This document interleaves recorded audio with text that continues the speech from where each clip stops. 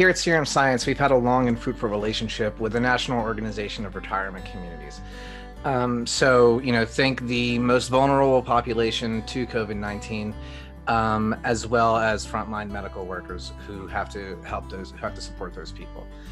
In the run-up to the WHO declaring COVID-19 pandemic, we were able to identify that we were going to need to support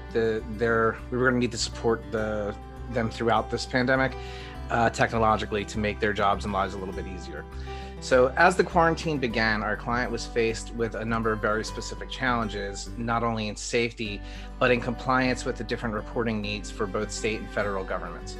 In March, we immediately jumped into action with a plan of prevention and distancing, started with a paper form, and we were tasked to step in and streamline the process to make it faster and easier. We started building our screener application, and the problem that we solved was digitizing the paper form. The form took an extremely long time to fill out. It caused traffic backups.